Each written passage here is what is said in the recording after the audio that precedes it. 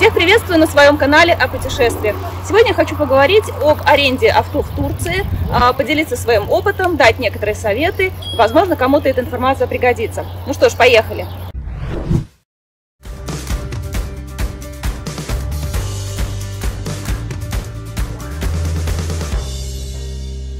Для того, чтобы арендовать машину в Турции, впрочем, как и во многих других странах, существует три способа.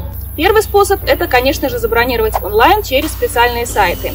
Когда вы будете искать их в интернете, поисковик вам будет выдавать сначала самые крупные сервисы. Это такие онлайн-агрегаторы, которые работают с различными прокатчиками по всему миру. Минус этого способа в том, что, во-первых, на таких сайтах цены обычно не самые низкие, потому что включают комиссию посредникам. И там нужна кредитная карта, с которой будет списана не только сумма аренды, но еще и блокироваться депозит. Без депозита вы на таких сайтах машину не забронируете. Итак, вот всем известный сайт Booking.Auto, который работает с различными компаниями по прокату автомобилей. Я выбрала город Анталию и посмотрим, какие здесь есть на ближайшие даты автомобили и по каким ценам. Итак, вы видите, что минимальная цена начинается с 33 евро в сутки за маленькую машинку на механике. Давайте прокрутим ниже и найдем ту машину, которая стоит у меня за спиной. Итак, вот он, Fiat Egea на такой же комплектации, стоит он здесь целых 44,5 евро в сутки. За сколько он обошелся мне, я расскажу чуть позже. Возмещаемый депозит 72 евро. То есть эта сумма будет заблокирована у вас на карте до момента, когда вы вернете автомобиль, и еще в течение где-то месяца она будет заблокирована. Они будут ждать, пока не придут на вас какие-то штрафы, платные дороги, либо найдут какой-то ущерб. И тогда, если все в порядке, то эта сумма разблокируется на карте. Дальше здесь у нас есть франшиза. Она составляет 287 евро. То есть это максимальная сумма, которую вы заплатите за причиненный ущерб автомобилю. Если вы поцарапаете машину, то сумма ремонта тоже будет списана с этой франшизы, либо вы полностью эти 287 евро отдадите. Согласитесь, не очень приятно знать, что постоянно у вас с карты могут списать еще какие-то дополнительные расходы. И смотрим способы оплаты. Они принимают карты American Express, Visa, MasterCard не предоплаченные, то есть кредитки. У многих людей открыты дебетовые карты, поэтому обратите на это внимание, сможете ли вы вообще оплатить эту услугу по прокату автомобиля. Сумма будет списана в турецких лирах с карты, так что можно еще и потерять и на конвертации валют. Вот такие условия будут примерно на всех сайтах-агрегаторах. Разница будет лишь в размере депозита и франшизы и ценах на аренду в сутки. Второй способ – это местные прокатчики. То есть, когда вы уже приедете в Турцию на свое место, вы можете пройтись по улицам, поискать эти пункты по аренде авто, либо найти какие-то сайты, выписать оттуда адреса. Проблема в том, что вам придется тратить время уже на месте на поиски таких пунктов. Бывает проблема в том, что нормальных машин в наличии может не быть. То есть вам могут предложить только из того, что у них есть в наличии, например, какую-нибудь машинку маленькую на механике, а вы хотели, например, на автомате. Ну, в общем, как говорится, будете брать, что дают, а не то, что хотелось бы. И третий способ – это арендовать машину в вашем отеле, в котором вы остановились. Обычно все крупные отели предлагают такую услугу, и вы можете прямо на стойке регистрации обратиться и взять машину, например, на день. Потому что цены в отелях обычно намного выше, чем у местных прокатчиков, либо на тех же сервисах. Ну, а я нашла четвертый способ, которым и хочу с вами поделиться. Итак, я нашла прокатчика, называется он Чизги. Тут я напишу название их сайта. Это местный прокатчик, он работает по всей Турции, по крупным городам. Вот так выглядит официальный сайт компании Чизги. Прошу обратить внимание на само название сайта, как оно правильно пишется, потому что у этой компании есть сайты-клоны, которые пользуются его раскрученным именем и тоже предоставляют машины в аренду. Это именно официальный сайт этой компании. Работает во всех крупных городах. Вот здесь вот вы видите эти города. Здесь можно выбрать язык.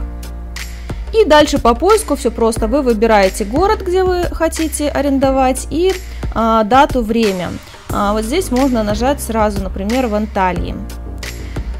Здесь мне предлагает сразу на следующий день арендовать машину. И, как видите, здесь уже мало чего доступно.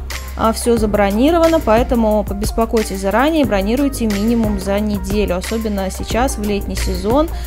Здесь вот, кстати, уже и цены на лето подросли тоже.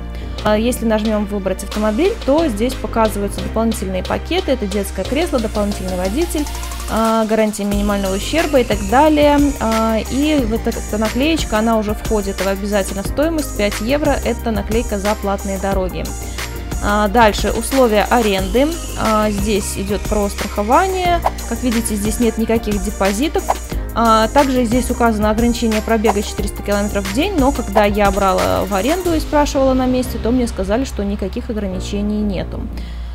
Дальше особенности автомобиля, фотографии и что включено в цену, это вы уже потом сами разберетесь. На сайте у них представлено много автомобилей различного ценового сегмента. На каждую машину есть описание и то, что необходимо для ее аренды. Например, где-то ограничение на водительский стаж 2 года, где-то 4. И еще один плюс – это, конечно же, цена. У этого прокатчика очень приятные цены. Вот, например, вот эту малышку я взяла на прокат за 19 евро в сутки. В эту стоимость уже входит полная страховка от повреждений и угона. Это Fiat Egea 2020 года выпуска, практически новая. Пробег у нее был всего 11 700. Двигатель здесь 1.6 дизель на автомате. Конечно же, это не самый дорогой, но и не самый дешевый вариант. Например, если вы будете брать на бензине и на механике, то эта машина обойдется вам вообще где-нибудь 15-16 евро. Итак, как все происходило и какие были нюансы? Итак, сначала я выбрала другую машину, Citroën C3, она была немного дешевле, на автомате, но на бензине. Забронировала ее, и мне пришло подтверждение на почту, в котором была уже другая машина. Немножко классом ниже, тоже на автомате, за такую же стоимость, но это был Opel Corsa. Я посмотрела характеристики, она была всего 70 лошадей и решила, что ездить по серпантинам мне будет не очень комфортно на такой мощности. Я им написала на WhatsApp, общаются они на английском, русского не знают. На WhatsApp спросила, почему так, они мне сказали, что той машины нет в наличии. Выясняла, что именно еще есть в наличии. В результате оказалось, что есть вот этот Fiat Egea, он немножко дороже оказался. Но я решила, что я добавлю эти 30 евро, но зато она дизельная, и я сэкономлю на топливе. В общем, на 2 недели, 14 дней, сумма аренды вышла 257 евро. Это 19 евро в сутки, плюс 5 евро это для платных дорог, такая наклеечка на стекле, чтобы ездить по платным дорогам, и там есть такой сканер, он будет сканировать и тогда списывать деньги с баланса.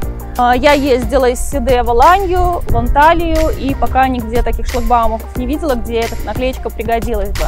После того, как я выбрала наконец-таки по WhatsApp их машину, они мне прислали уже подтверждение, в котором был этот Fiat. Потом я у них спросила, где мне их найти в аэропорту. Они сказали, что у них офис находится прямо возле терминала 1. В принципе, это указано на их сайте и нарисована карта. Хочу отметить, что многие прилетают в терминал номер 2, поэтому тут надо у них уточнять, как они вас будут забирать оттуда, потому что он находится на таком расстоянии нормальном от их офиса. То есть можно, конечно, дойти пешком, но с чемоданом минут 15 не очень хочется идти. Обычно они тогда встречают у этого терминала с табличкой и на своей машине отвозят к их офису. Поэтому договаривайтесь об этом сразу с ними по WhatsApp. Итак, прилетала я где-то 8:30 в 9, когда уже было темно, и они в это время работали. Не знаю, возможно, даже они работают круглосуточно. Я нашла их офис быстро, он виден практически сразу, как выходишь из терминала.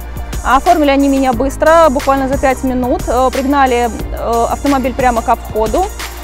Все оформление было не на бумаге, а на планшете. Они составили контракт, взяли все мои данные, по кругу обошли машину, внесли все какие-то погрешности, хоть машина и новая, но вот здесь, например, уже кто-то подровнял бампер, тут вот крепление отошло. Я сама тоже все это проверила и им на это указала. Кто еще не брал никогда машину на прокат, лучше сразу сделайте видео по кругу прямо у них на стоянке, чтобы потом они не придирались, что появилась какая-то новая коцка или царапина. Итак, я подписала контракт прямо у них на планшете. Потом мне эти документы пришли на электронную почту. Там был сам контракт и вот этот акт со схематически нарисованной машиной, на которой были отмечены все повреждения. Значит, оставили они мне под козырьком, показал, где находятся документы. Вот такая вот штучка. Ой, не так, вот так. Вот такая вот штучка, книжечка. Тут находится техпаспорт. Вот так вот он выглядит.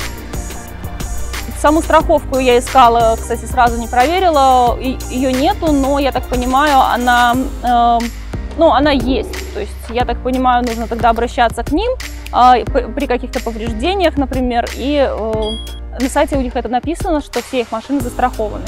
Итак, что касается топлива, в Турции принято брать машину с пустым баком и возвращать ее тоже с пустым.